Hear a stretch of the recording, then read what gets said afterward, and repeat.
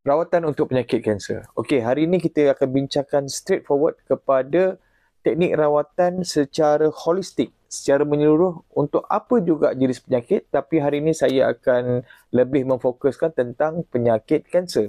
Okey, yang pertama-tama sekali, apabila seseorang pesakit tu didapati mengidap kanser, maka apa yang berlaku kalau kita dapat lihat, kebanyakan pesakit akan rasa tertekan, menjadi murung dan sebagainya.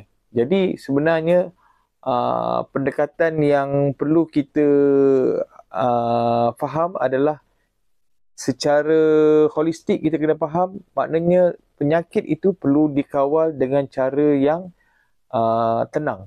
Ya? Jika anda tak sakit pun, jika anda stres, badan tak sakit pun jadi sakit. Okay? So jadi apabila pesakit kanser ni, bila dia lost hope, orang kata dia putus harapan, dia fikir penyakit ni susah untuk disembuhkan dan sebagainya, sistem imun atau sistem pertahanan tubuh akan drop. Okay? Jadi kanser tu belum attack lagi. Okay? Kanser belum attack, baru dia tahu saja, maknanya pesakit tu tahu dikesan ada kanser. Kanser tu belum attack pun, dia punya immune system dah drop. Kenapa? Stres. Fikir tentang ni macam mana nak rawatan ni kan, ada harapan ke, atau orang keliling pun tak bagi sokongan kan. Jadi saya di sini saya nak kupas secara holistik, secara detail tentang bagaimana kita nak rawat untuk pesakit yang mengidap kanser ni. Okey. Pertama sekali, yang saya punya kaedah lebih nak fokuskan kepada sistem imunoterapi lah. Maknanya sistem pertahanan badan secara total. Pesakit kanser sebenarnya kita tengok kes-kes yang tak dapat diselamatkan ni bukan kerana kanser tu sendiri, tetapi kerana immune system yang drop. Jadi macam saya lihat di Singapura kan, ataupun ada di tempat lain juga, ada buat rawatan untuk imunoterapi, memerlukan kos yang agak mahal, mencapai permulaan dalam 200,000, 300,000 sehingga 500,000 untuk rawatan imunoterapi. Maknanya di upgrade sistem imunoterapi dengan kaedah perubatan moden, supaya imun sistem tu dapat dibangunkan dan boleh membantu untuk clearkan all the virus daripada tubuh pada pesakit.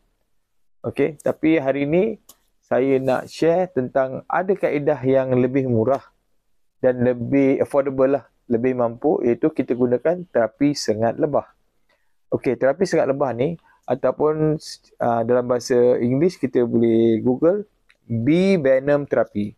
Bee venom therapy ni dah beribu tahun.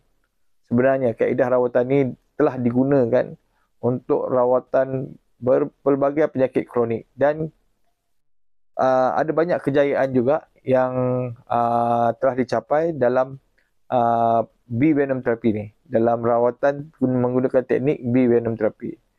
Jadi untuk pesakit-pesakit kanser di luar sana, okay, so anda boleh explore, anda boleh explore, atau anda boleh buat kajian, atau anda boleh cuba rawatan ni, dan anda boleh lihat rawatan ini sebenarnya sangat-sangat berkesan kerana terapi sengat lebah ni sebenarnya pun boleh mematikan sel kanser. Di dalam perut lebah ada madu dan ada bee venom ataupun bisa lebah yang dinamakan melatonin. Melatonin ni adalah satu liquid yang boleh mematikan sel kanser dan upgradekan immune system, dan banyak lagi manfaat yang boleh didapati daripada teknik terapi sengat lebah. Antara lain boleh meningkatkan kadar oksigen dalam darah, mencairkan darah, dan banyak lagi manfaat yang saya akan jelaskan.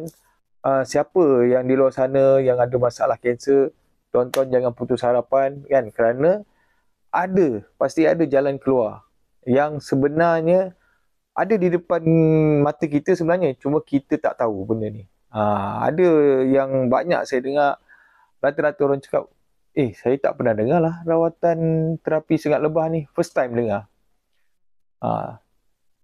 Ikut pengalaman rawatan yang telah saya jalankan dengan pesakit-pesakit saya, terapi sengat lebah bukanlah hanya untuk kanser saja, kan? Sebarang penyakit, kata contoh leukemia, penyakit masalah jantung, gout, kencing manis dan sebagainya.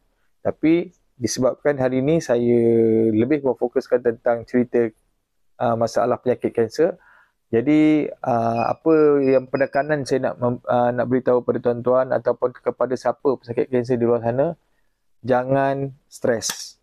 Okay, itu kena ingat, jangan stres. Bila you stress, immune system you automatic dia drop. Okay, so bila kita immune system dah drop, badan kita akan jadi lemah dan tak bermaya. So bila selepas badan lemah tak bermaya, kita pun selera makan pun tak ada, apa pun tak ada. So jadi kita akan jadi makin lemah. So the cancer akan take over badan kita. Sebab tu kalau kita lihat, untuk rawatan penyakit kanser ataupun kita panggil cancer survivor, orang-orang yang berjaya sembuh daripada kanser adalah orang-orang yang ada jiwa, ada semangat dalam diri untuk fight. Tapi sebenarnya kita perlu ada ilmu tentang macam mana kita nak fight kanser ni dengan cara yang lebih mudah, cara yang lebih bijak dan dengan cara yang sebenarnya lebih berkesan. Okey. Melalui teknik terapi lebah yang telah saya maklumkan sebentar tadi, kita boleh test rawatan ni 2 minggu atau 14 hari. Okey, 2 minggu atau 14 hari, you boleh nampak result. Immune system you akan upgrade secara drastik, insya-Allah. Kita jumpa untuk perkongsian kanser, rawatan kanser di next video, insya-Allah.